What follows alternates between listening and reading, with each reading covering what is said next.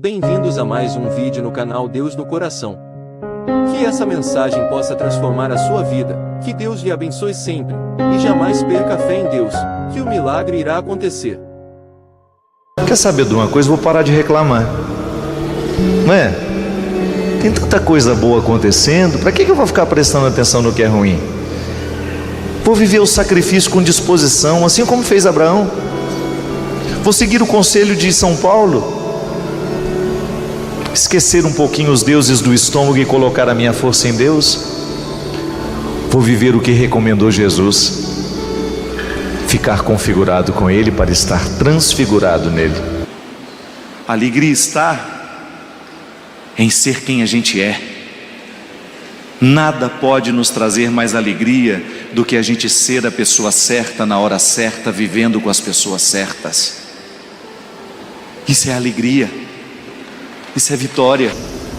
Nós não estamos sós, minha gente. Eu também preciso vislumbrar o meu arco-íris todos os dias. Eu também preciso descobrir que eu tenho um processo a ser vivido. Eu não estou pronto. Eu estou o tempo todo lidando com as minhas fraquezas, com a minha vontade de desistir, com a minha vontade de sucumbir a tudo aquilo que é ruim no mundo, que me encosta. Nós não estamos prontos, ninguém está pronto, mas o que vai nos diferenciar é justamente essa capacidade de prestar atenção no alto. Se a gente olha para o alto, nós vamos ver o arco-íris. Se a gente olha para baixo, nós vamos ver os deuses do estômago.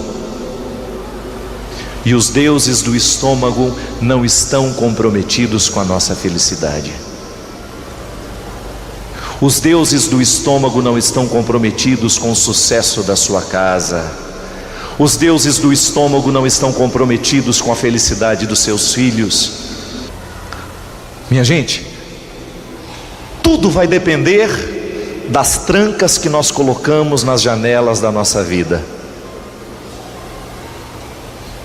Tudo vai depender do quanto nós estamos protegendo o nosso território. Tudo vai depender do quanto nós estamos enxergando o arco-íris. O cristianismo passa pela satisfação interior silenciosa, que nem sempre é noticiada, quando nós deitamos a cabeça no nosso travesseiro ao final do dia, e nós dormimos felizes, sabendo que nós fizemos aquilo que deveríamos fazer, que vivemos o que deveríamos viver, que amamos quem deveríamos amar, que perdoamos quem deveríamos perdoar.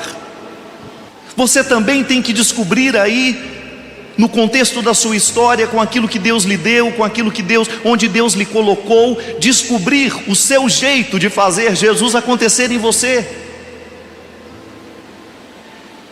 Porque ao final de tudo, minha gente, quando espremer tudo o que a gente fez, quando nós estivermos diante da vida, diante do fim, quando nós tivermos que dar notícia a nós mesmos, não ao outro, quando você tiver que olhar para você, quando espremer tudo o que você realizou, tudo aquilo que você considerou sucesso, realização, só vai ficar uma coisa, e talvez seja essa a única pergunta que Deus vai nos fazer no momento em que nós estivermos diante dele, neste juízo final. Ele não vai perguntar quantas vezes você foi à missa, quantas vezes você se confessou, quantas vezes você fez isso, quantas vezes fez aquilo, porque isso é relativo. Há pessoas que comungam todos os dias e ainda Jesus não está presente nelas, porque são obstáculos demais que ela coloca. Deus enxerga o coração. Deus não vai perguntar para você o tanto que você foi isso, que você foi aquilo. Ele quer saber do seu coração. Ele não quer saber absolutamente nada que não revele o seu coração, a profundidade daquilo que você é. Em última instância, o que Ele vai perguntar para nós é isso: você é livre? Você é livre do dinheiro que você tem? Quantos de nós, minha gente, não precisa ser muito rico para viver essa escravidão não, viu? Não se iluda. Nós não precisamos ser muito ricos para viver a escravidão do dinheiro. Às vezes nós somos mesquinhos com um armarinho desse tamanho de roupa, só isso. Às vezes nós só temos um fusquinha, e aquele fusquinha nos amarra. Não precisa de ter muito dinheiro para viver as amarras da matéria, não. É por isso que aquela música é sábia. De vez em quando você precisa colocar o dinheiro diante de você, o seu carro, a sua casa, e perguntar: aqui, nessa história, quem é de quem? Você é meu ou eu que sou seu?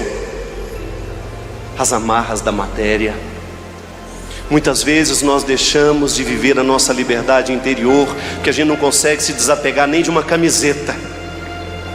Como é que nós podemos querer o reino dos céus, que é o território dos livres, se nós não somos capazes de desapegar de uma camiseta? É igual afeto. Muitas pessoas estão impossibilitadas de dizerem vitória, porque estão com a vida afetiva amarrada em amores absolutamente destroçados, machucantes. Nem são amores, são apegos, dependências, que nós dizemos que é amor. Quantas pessoas que estão socialmente prostituídas, corações destroçados, e quando você chega e fala: rompe, termina, vai viver a sua vida, ela não sabe mais, porque foi tanto alimento diabólico, tanto resto afetivo, tanto lixo afetivo, que ela foi se acostumando àquilo. Nós não podemos. Eu sei que às vezes, minha gente, a nossa pregação ela pode gerar: oh meu Deus, será que eu errei? Eu fico vendo às vezes em alguns semblantes, né? Se errou ou não, o que agora importa é o que nós podemos acertar a partir de agora. Tem muita coisa que ainda é possível ser consertada. Sabe como? Comece a se educar para voltar a ver o arco-íris. Comece a se educar para querer novamente as coisas do alto. Como? Renunciando tudo aquilo que é miserável, que não faz parte, que não agrega, que não faz crescer. E você sabe muito bem o que é. Nutra dentro de você aquilo que é bom, aquilo que edifica, aquilo que verdadeiramente faz bem. Porque todos nós estamos vivendo este processo, só que às vezes não estamos conscientes dele. Às vezes estamos adormecidos pelas forças do mundo que nos calam, que nos oprimem e que nos iludem de que só o que é grandioso merece ser comemorado. Não, o céu é feito de silêncios. A santidade é construída no silêncio da nossa vida, quando nós temos que lidar com a gente mesmo, quando você precisa se deparar com as suas misérias, com tudo aquilo que em você é vergonhoso, e você ter que dar conta de lavar tudo isso no Espírito, para que isso depois seja aquarado à luz do Redentor, daquele que te ama. Minha gente, o que Jesus fazia com as pessoas quando Ele encontrava era isso. O que fez Jesus arrastar as multidões? Qual era o principal milagre que Ele apresentava, que Ele realizava? Não era curar de câncer, não era curar cegueira, não era ressuscitar mortos. Não é todo mundo que tem câncer, não é todo mundo que precisa dessa cura física. Mas eu não tenho medo de errar, que todos nós aqui precisamos ser curados no nosso ciúme. Todos nós aqui precisamos ser livres, mais livres. Todos nós temos os nossos condicionamentos, os nossos aprisionamentos. E quando eu não sou livre, eu não consigo ser justo. Olha aquela parábola em que Jesus fala daqueles homens que chegam em horários diferentes para trabalhar. O que chegou às 7 horas da manhã vai receber a mesma coisa que aquele que chegou às 4 da tarde. E alguns questionam: Senhor, isso é injusto. Por que não é injusto? É porque aquele homem que está pagando, o dinheiro é dele, ele faz o que quer com o dinheiro, ele é livre diante do dinheiro que ele tem. Ele é livre diante do que a matéria lhe ofereceu. Ele sabe que uma graça infinitamente superior, aquele dinheiro que está sendo dado de maneira igual, está sendo ensinado ao coração que recebeu sem merecer. Porque nessa vida nós nunca vamos nos esquecer de uma pessoa que nos ofereceu aquilo que a gente não merecia receber. Os ditados dos antigos já diziam: se você quer que ele dê valor, faça ser difícil, porque o que vem muito fácil vai embora. Minha gente, você pega toda a história da salvação e você vai ver que Deus o tempo todo está educando o povo nessa pedagogia.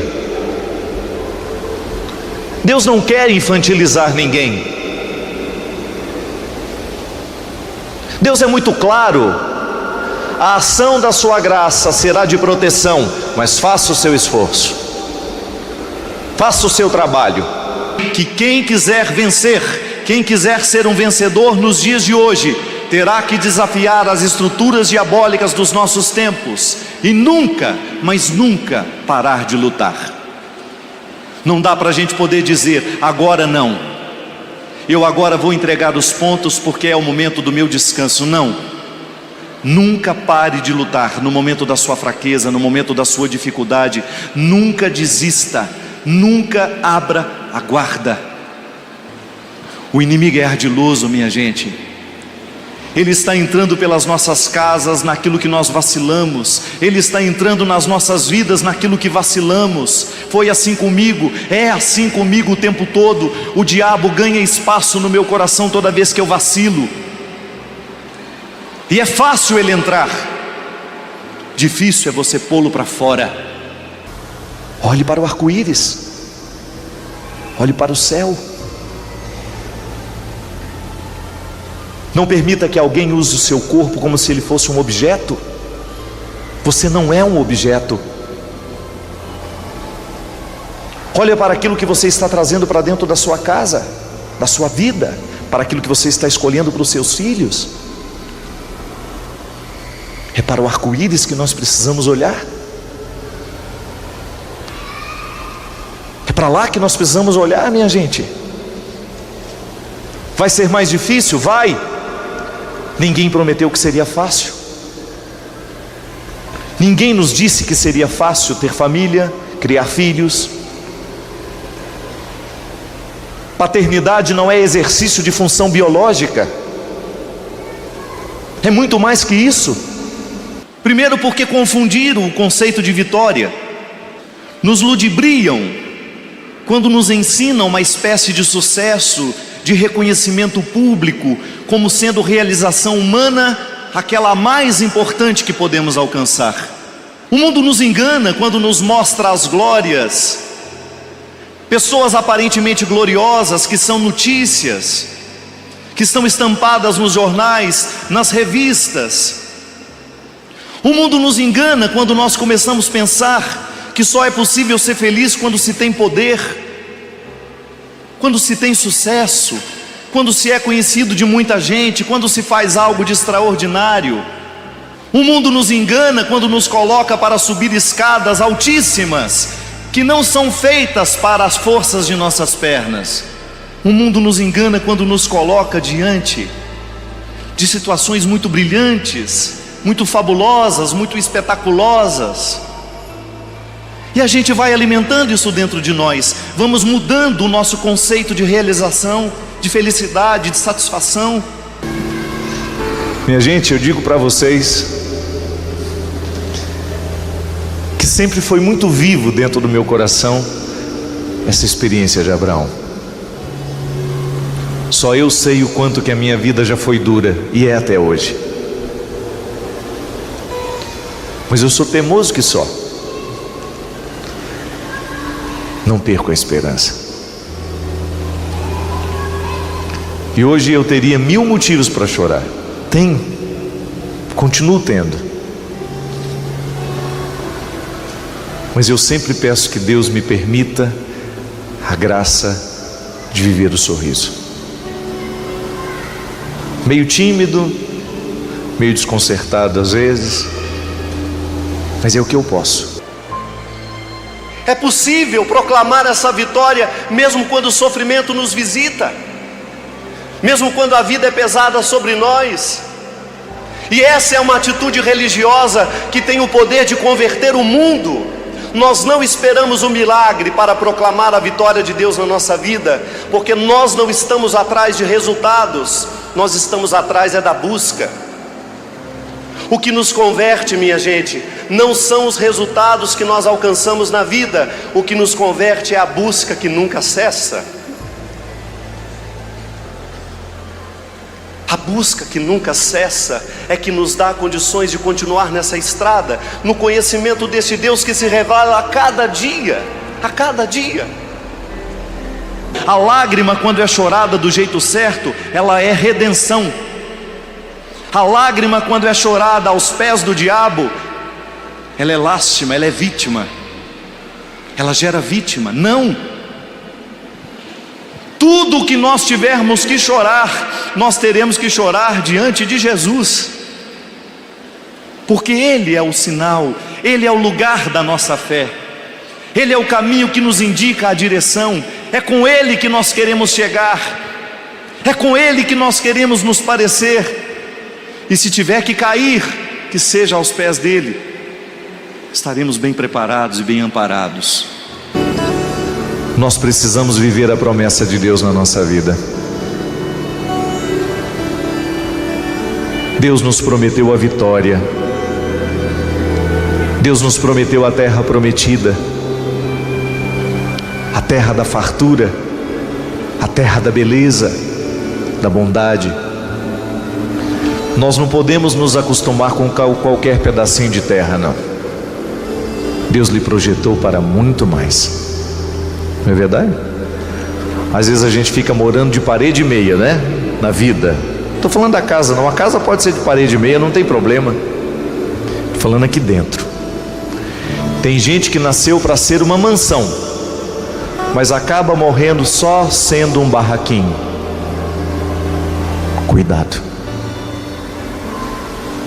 É para ser uma casa grandiosa que Deus lhe projetou. Deus não precisa fazer tudo o que eu peço. A vida vai ser imperfeita, sim, porque as desgraças acontecem na vida de todos nós. E só os livres serão capazes de interpretar as desgraças da vida sem colocar a culpa em Deus. Só os livres terão condições de dar esse passo difícil na fé, de chorar somente pela saudade. Só os livres terão coragem de chorar somente pela saudade, sem ficar esperneando como uma criança birrenta, jogando pedras em todo mundo porque a vida deu errado lá na sua casa. Eu lamento te informar que esse não é um privilégio seu. A vida deu errado na sua casa, dá errado na minha casa todo dia também, dá errado na casa de todo mundo que está aqui hoje. Eu não tenho medo de errar. A vida deu errado na vida de muitos de nós essa semana. Nós não esperamos a vida ser perfeita. O que nós queremos é dar um passo na direção dessa liberdade que o tempo todo nos é oferecida pelo Senhor. Se você entrar no caminho do Senhor, como dizia São Paulo a Timóteo, prepara-te para o sofrimento.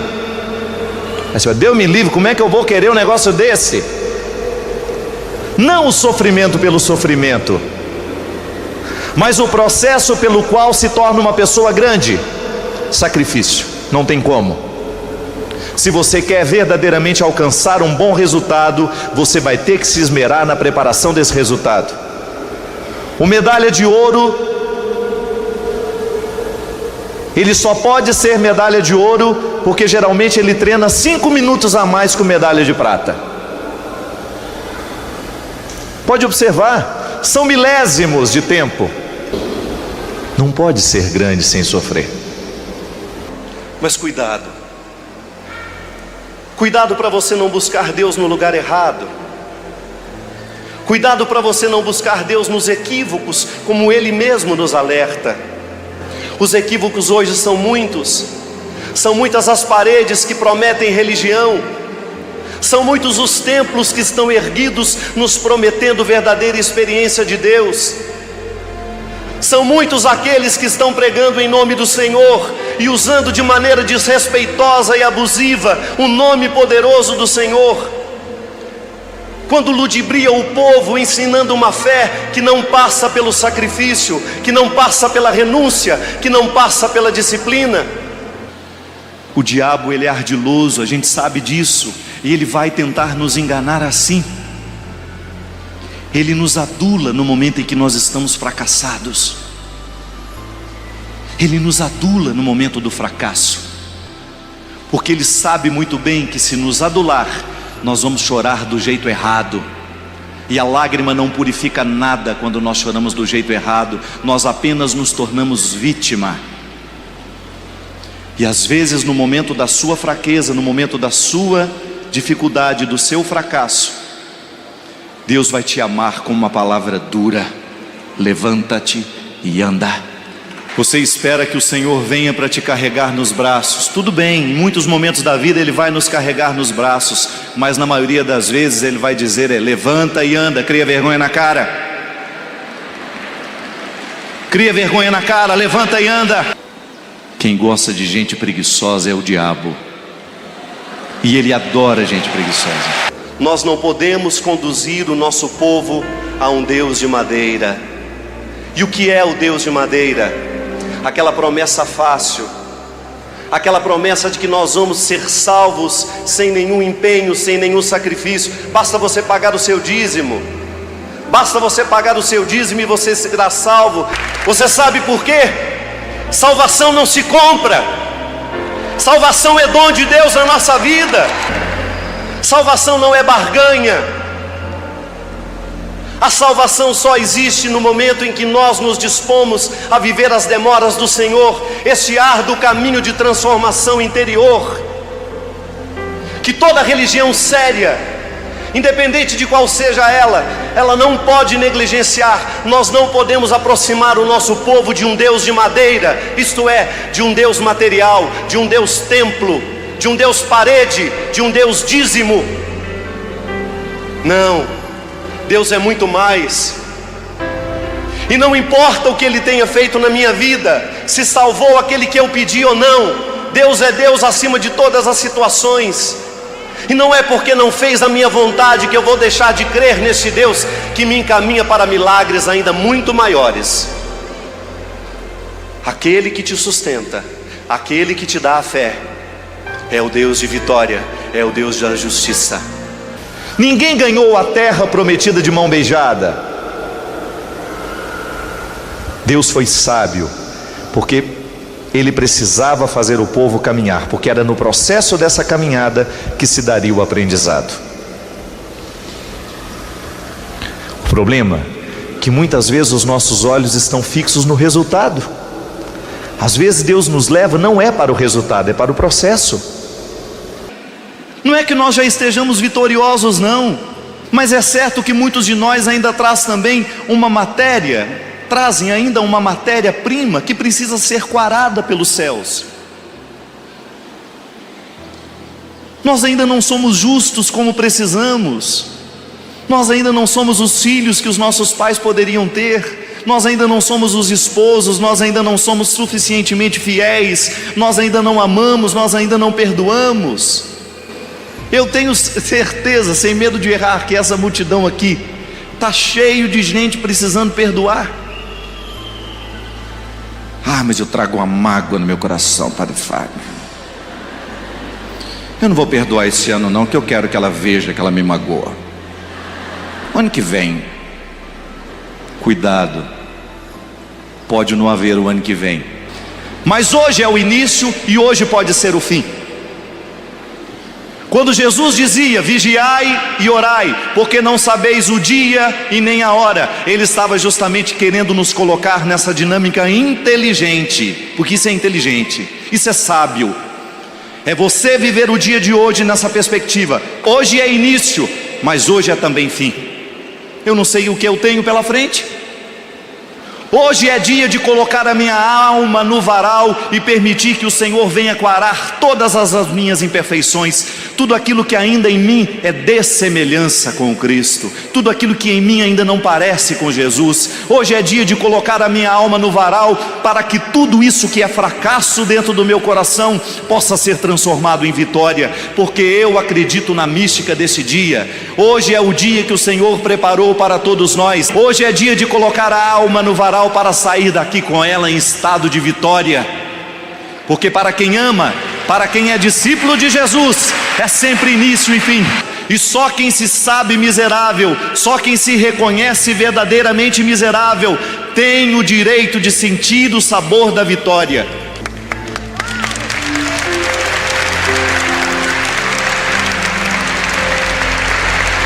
E era isso que Jesus fazia. Era isso que Jesus fazia.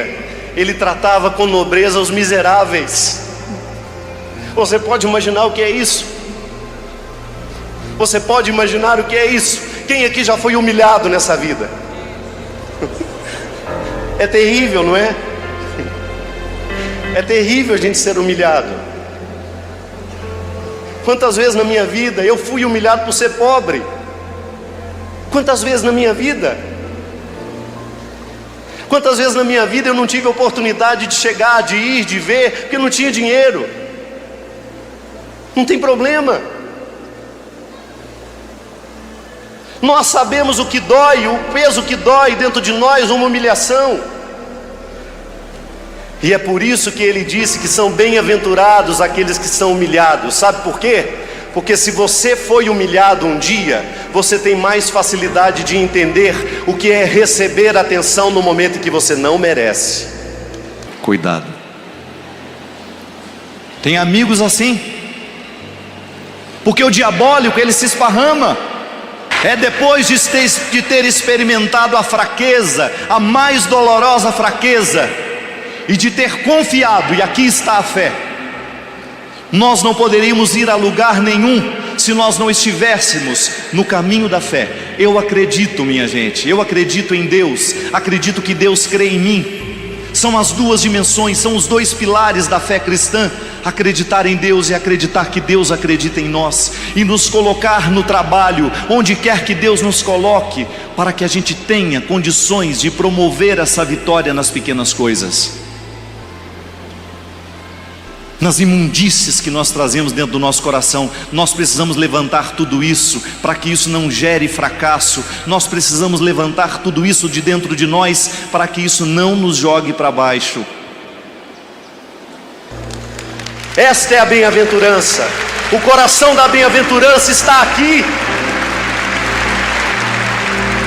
Bem-aventurado o que sofre, porque verá a Deus, porque conhecerá a Deus, porque será consolado.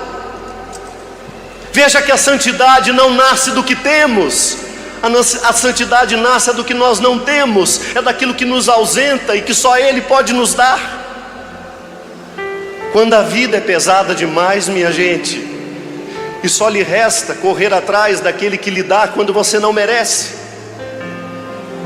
Jesus revolucionou a vida das pessoas, Jesus mudou o coração das pessoas por causa disso.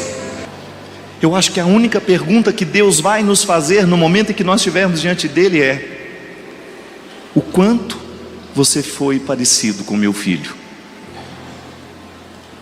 O quanto você foi parecido com meu filho? O quanto você amou como ele amou? O quanto você foi justo como ele foi justo? O quanto você foi fiel àquilo que ele ensinou? O quanto você consolou como ele pediu que fizesse? Quando você estiver diante de Deus e terá que dar notícia do que você escolheu, do que você viveu, vai restar isso? É a pergunta final que todos nós vamos ter que responder no momento da nossa vida. O quanto você foi parecido com meu filho? O quanto você promoveu o que ele promovia? O quanto você foi amigo dos que ele preferia? É a pergunta final. E por isso, se nós quisermos chegar com coerência, para responder bem ao Senhor a pergunta final, nós precisamos fazer dela sempre uma pergunta inicial. Só pode preparar bem o fim aquele que se interessa pelos inícios. Porque não basta ter nascido livre, não basta ter nascido com o dom de Deus que nos torna livres. Nós precisamos, mediante a nossa vida, mediante a ação da graça de Deus em nós, libertar essa liberdade que está acorrentada aí dentro de você. E como é, padre, que isso funciona? Basta a gente ser honesto, e você vai identificar o que te acorrenta. Ser livre é muito trabalhoso, ser livre é muito difícil, minha gente. Peça que hoje Deus venha retirar de você todos os empecilhos. Sim, Senhor, nós queremos lhe pedir que hoje o seu povo seja liberto de tudo aquilo que o escraviza. Que nós possamos viver hoje, Senhor, a graça da libertação. Assim como o povo se encaminhou para o mar e teve coragem de colocar os pés nas águas, e por estas águas foi purificado, chegando do outro lado, deixando para trás tudo aquilo que não valia a pena, levando no coração somente o sonho da liberdade, da vida plena. Hoje nós queremos pedir, Jesus, que a sua palavra venha tocar o coração de todos os nossos corações, todos os corações que hoje estão amarrados nos vícios, nas tristezas, nas depressões, nas angústias. Lava, Senhor, o coração do teu povo hoje. Purifica, Senhor, o coração dessas famílias. Atinge, Senhor, com a água que saiu do coração do vosso filho, o coração daquele que está em casa, necessitado de ser purificado. Derrama sobre este lugar, Senhor, a água santa do seu amor, da sua misericórdia. Conceda-nos a graça de hoje jogar fora tudo aquilo que nos escraviza, tudo aquilo que nos acorrenta, tudo aquilo que nos polui, que nos retira a pureza. Presente ao Senhor agora.